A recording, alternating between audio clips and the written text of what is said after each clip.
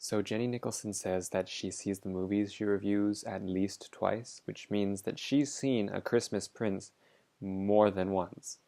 I don't think I'll ever have that level of dedication for anything.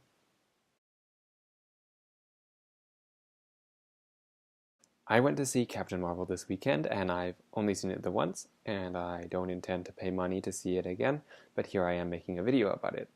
Which is okay, because I don't think there's really that much to say that's of importance. So I guess that's it. See you next time, friend. No, but really, I don't have any hot takes or strong feelings about the film one way or the other. I mean, it was a okay movie. It wasn't spectacular, but it also wasn't something that made you want to tear your eyes out or stab pencils through your eardrums. So I guess instead of a coherent and structured analysis of the whole thing, I'm just going to say some things that I liked and some things that I didn't like, and we'll see how it stacks up in the end. Oh, and spoiler alert if you care about that sort of thing. One thing I liked about the film was the characters, which is a pretty big thing to like, I guess. Um, the cast was pretty diverse. Captain Marvel, of course, was something like the first female lead in a Marvel film. And with Samuel L. Jackson and Lashana Lynch as supporting actors, you had the two main supporting characters being black, and neither of them died, or worse, assigned the role of the sassy black friend who also dies.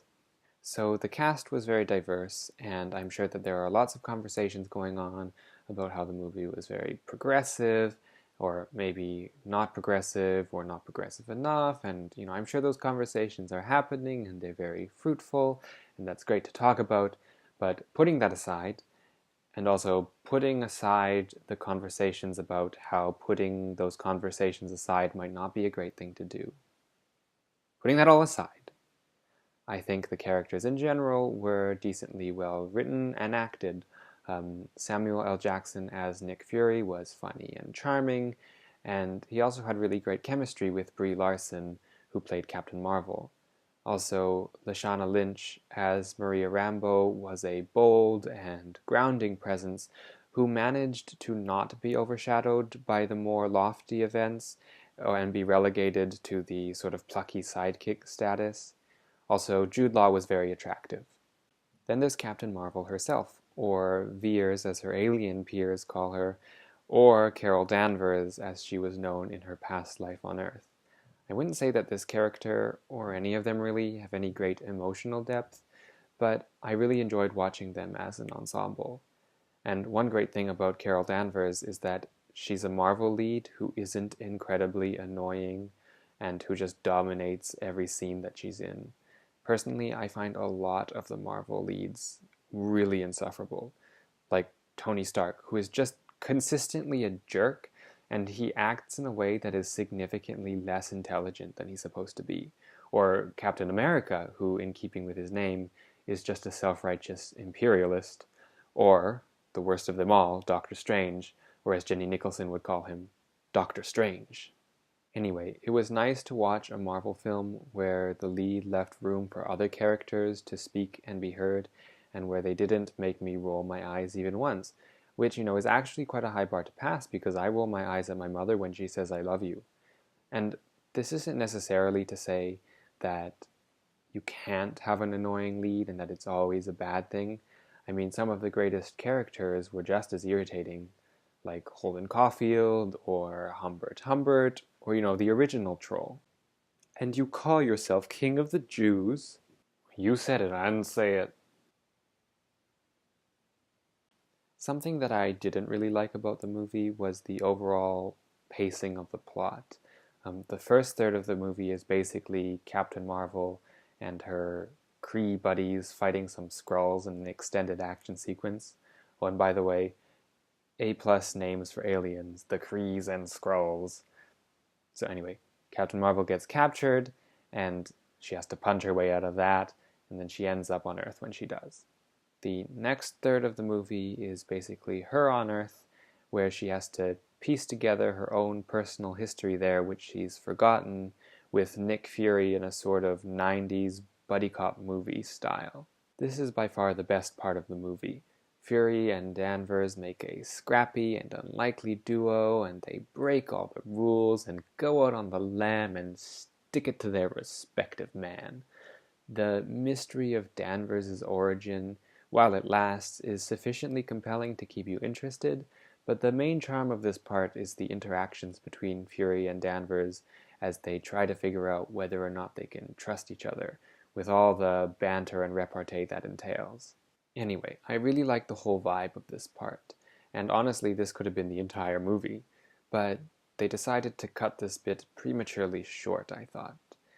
They find Maria Rambeau, Captain Marvel's friend from her past life, and then they discover her past identity, and then Talos shows up, who's the Skrull leader, and he reveals to them that the Kree are actually the bad guys and that they've just been using Captain Marvel for her powers for the past 6 years.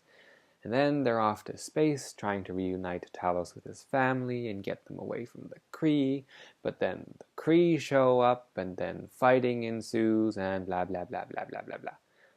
I mean, half of the fun of superhero movies is the fight scenes, so I guess it's not surprising that over 2/3 of the movie is basically prolonged combat, but in this case I just didn't find most of the fight scenes to be particularly interesting. For example, in the final fight sequence, Danvers unlocks her full potential, which had been heretofore suppressed by some Kree device, and basically once she does this, she becomes an unstoppable god, and at no point in the ensuing scenes are any of her opponents really a threat to her, like at all. I appreciate that they make a joke of this a little bit in the scene where they're building it up to be like this final mano-a-mano showdown between Jude Law and Danvers, but then she just blasts him 50 feet into the air. But in general, I just don't think it's that amusing to watch a superhero pulverize their enemies, for about a third of a movie facing no real challenges. I think that time would have been better spent back on Earth, where the challenges they were facing couldn't be solved by just exploding things. In that same vein, I think they really wasted the ability of the Skrulls to shapeshift. I mean, they use it to get that fun visual of Brie Larson wailing on an old lady in a subway car, but in general I think the ability is severely underutilized. I mean, you can't beat your enemies by just punching them if you can't tell who's friend or foe. But I don't think at any point in the movie any of the characters are fooled by a Skrull for like more than a scene. I also want to complain about how easy it is for the Skrulls to convince Danvers to switch sides. I mean, she had been living as a Kree for 6 years, and in an afternoon decides that they're the real bad guys. Like, okay, she learns the Kree lied to her specifically, but then it doesn't necessarily follow that the Kree are a bunch of imperialists and that the war is really their fault.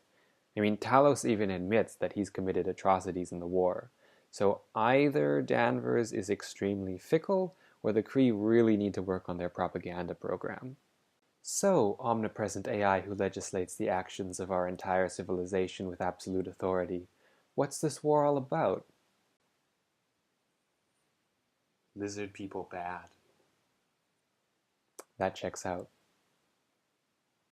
I think the whole thing would have been a lot more compelling if instead of turning her back on her adoptive civilization, if Carol Danvers just decided to help this one specific Skrull family, and then she only comes into violent conflict with the Kree when Jude Law shows up and tries to stop them. But I mean, I guess this is the Marvel Universe where there's well-defined good guys and bad guys, so maybe the sympathetic testimony of one guy is enough to change someone's allegiance in this universe. The other major complaint that I have is that I think most of the jokes throughout the movie kind of fell flat. Like the whole Goose the cat is actually a Flurkin thing. I mean, I guess it's ironic that the cat named Goose is actually an eldritch horror that can swallow several people whole in a few seconds. But I mean, it's well known that cats are murderous monsters, so it's not that ironic. Also, why was Goose there? Why was there just a Flurkin wandering around this random filing room on Earth? And I felt like throughout the movie wanted us to believe that Goose was actually a Skrull in disguise, so I think it would have been a lot funnier if they sort of played up that angle and then it was revealed that Goose It's just Goose, just a cat. There were lots of other jokes in the film, like the whole 90s tech sucks gag, but none of them really made me do anything more than, which, it's not the gravest sin that I wasn't laughing out loud. Captain Marvel isn't a comedy after all. But I feel like if you're going to try to be funny, then you should probably actually be funny. And I appreciate the irony of this coming from a wannabe novice YouTuber who couldn't make somebody genuinely laugh to save his life. I did laugh out loud at one point during the movie. It was during the scene where Fury's boss is revealed to be a Skrull in disguise, in the same scene that his boss was introduced.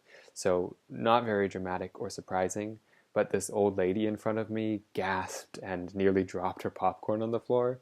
So, that was pretty funny. Anyway, time to wrap this up, I think. So I guess the final verdict on Captain Marvel is it's something that I wouldn't necessarily recommend you go out of your way to see, but if you're already out and you want to see a movie, then it will be a perfectly satisfactory time. Or if you're at home on a Friday night a few months from now, you can pull up Netflix and give it a whirl. So yeah, that's what I think. Not that my opinion matters.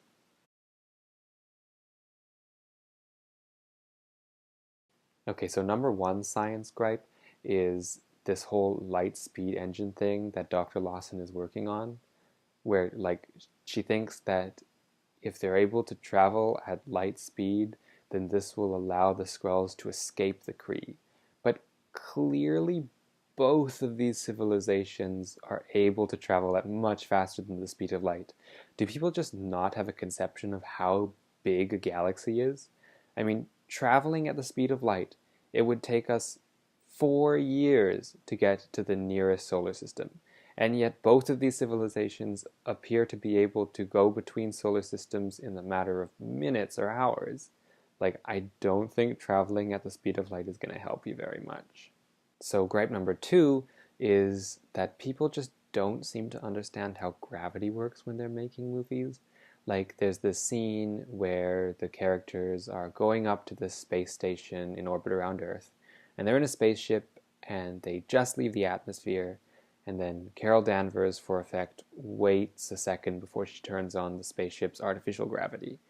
And, before she does this, all of the characters' hair is floating, and they're apparently in a zero-G environment. But do people just think Earth's gravity stops where the atmosphere ends? Because it doesn't. What do you think keeps the moon in orbit around the Earth? I mean, at that point, just beyond the atmosphere, Earth's gravity is not much weaker than it is on the surface. So I don't know why they're floating. I mean, it's possible that she also turned off the engines so that now that they're in free fall, they start to float. But why would she turn off the engines? Doesn't really make a lot of sense.